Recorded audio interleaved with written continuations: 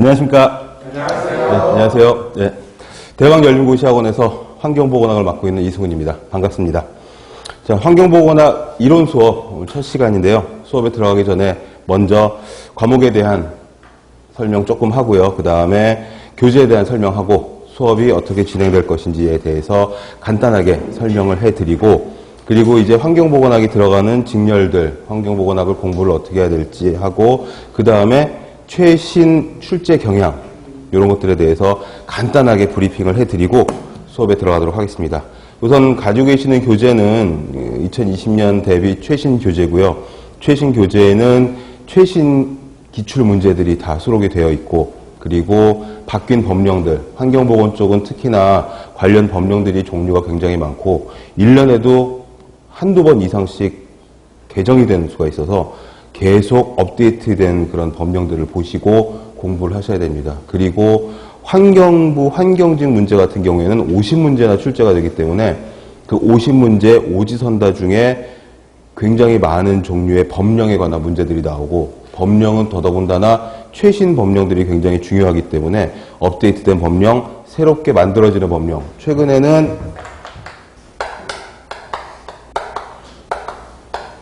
빛공해에 관한 법령도 제정이 되고 이 문제들도 출제가 되고 있습니다. 그러니까 일반적인 대기 수질 토양 오염뿐만 아니라 그 외에 소음 진동 악취법은 벌써 만들어진 지가 꽤 됐죠. 그 외에 이제 빛공해까지도 잠을 자려고 하는데 너무 번화가에 살고 있어서 빛이 창문을 뚫고 들어가서 안면을 방해한다든지 편안한 수면을 방해한다든지 이런 경우들이 해당되는 경우들인데, 이런 것들까지도 새롭게 업데이트된 것들을 잘 가지고 공부를 하고 계셔야 된다는 거여서, 우선 첫 번째로는 개정된 법령이나 또는 환경정책 같은 거, 우선 이제 그 공부하는 방법에 대해서 먼저 말씀을 드리도록 하겠습니다. 개정되는 법령은 지금 말씀드린 것처럼 새롭게 만들어지는 법령들이 꽤 있거든요. 이게 이제 예전 것도 중요하지만 뭐 수질이나 토양이라든지 대기에 관한 그런 그 수치가 나와 있는 법령도 중요하지만 새로운 법령들도 굉장히 중요하니까 이걸 잘 알고 있는지 모르고 있는지 이런 것들을 물어보는 문제가 잘 나오고, 그 다음에 이제 환경 정책들, 미세먼지 저감 대책 이런 문제들이 매년 출제가 되고 있거든요. 그러니까 최근 3, 4년을 통틀어서 미세먼지, 주로 PM2.5에 대한 그런 문제들이 많이 대두가 되고 있다 보니까 비가 오는 날도 어떨 때는 미세먼지 농도가 굉장히 나쁜, 매우 나쁜 경우가 있거든요.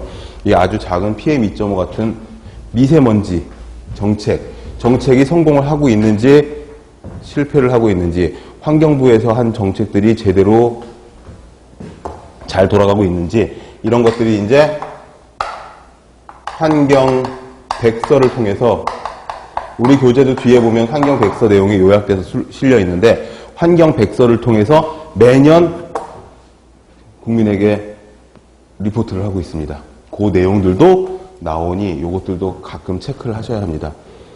여러분들이 준비하시는 환경부 환경직이라든지 연구사라든지 전남보건직이라든지 아무튼 환경보건학, 환경위생학이 과목이 들어가 있는 연구사라든지 구급이라든지 각종 요 시험 문제에 있어서는 이런 내용들이 꽤 중요합니다. 특히나 환경부 환경직에서는 50문제 중에 거의 한 7, 8문제 이상이 법령과 정책 쪽 문제가 출제가 되고 있어요.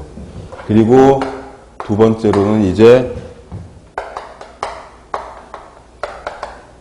최신 출제 경향, 그리고 기출 문제. 여러분이 가지고 계시는 교재에는 기출 문제가 뒤에 이제 나와 있는데 중간중간 챕터별로 나와 있는 단원별 문제들은 좀 예전 문제들도 있는 것들이 있습니다만은 뒤에 있는 종합 문제에서는 이 최신 기출 문제들이 아주 자세하게 복원이 되어서 수록이 되어 있으니까 실제로 풀어보시면서, 풀이를 보지 않고 풀어보시면서 정말로 환경부에서 이런 문제가 나왔구나, 전남보건직에서 이런 문제가 출제가 되었었구나 하는 것들을 체크를 하시고, 연구사 문제도 올해 꽤 있었습니다. 그래서 그런 시험들을 제가 전부 체크를 해서 수업 중에 이런 부분에서 이런 문제가 나왔었고 이런 부분의 디테일한 과정까지도 알고 있어야 풀 수 있는 문제들이 나왔었다라고 말씀을 드릴 거기 때문에 수험 준비를 하시면서 출제 경향을 파악하는 것은 굉장히 중요합니다. 아시다시피 환경 쪽을 전공을 하셨건 전공하지 않으셨건 간에 범위가 굉장히 넓다는 것은 다들 아시고 계실 거고, 환경 관련 법령이 볼륨이 굉장히 크다는 것도 알고 계실 것이기 때문에 이런 첫 번째, 두 번째 내용에 초점을 맞춰가지고 공부를 하시면은 도움이 꽤 되실 겁니다. 그리고 첫 번째가 되게 중요하고요. 수치 같은 것들, 새롭게 만들어지는 것들, 정책 같은 것도 중요하고, 두 번째 이제 출제 경향 이런 것들 되게 중요하고요. 그 다음에 빠질 수 없는 세 번째가 이제 기본 개념이어서, 환경공학 같으면은 아예 공학 쪽 개념이어서 좀 다르지만, 환경보건, 환경위생 들어가는 이 보건이나 위생 쪽에 들어가는 부분은 이 공중보건학이나 보건학이나 예방의학이나 뭐 이런 것들과 다 겹치는 부분들이 굉장히 많이 있어서 범위들이 되게 넓어서 보건, 환경, 거기다가 위생, 이게 전부 다 뭐 곤충학도 들어가고 식품위생도 들어가고 감염병도 환경과 굉장히 연관이 깊지 않습니까? 이런 것들이 들어가 있기 때문에 이 과목에 대한 기본적인 개념들, 그 다음에 넓은 범위, 이것들을 다 우리가 커버할 수 있는지 그 부분에 대해서 과제, 교재에 다 꼼꼼히 수록이 되어 있기 때문에 이 부분에 중점적으로 설명을 해드리면서 진도를 나갈 겁니다.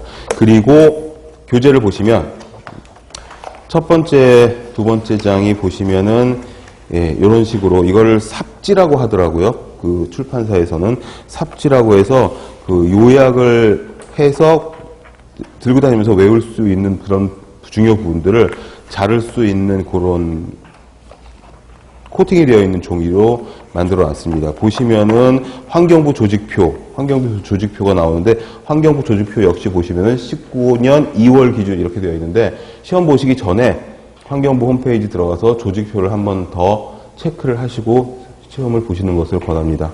이 환경부 홈페이지 들어가서 조직표를 보시기가 좀 번거롭다 싶으시면은 아시다시피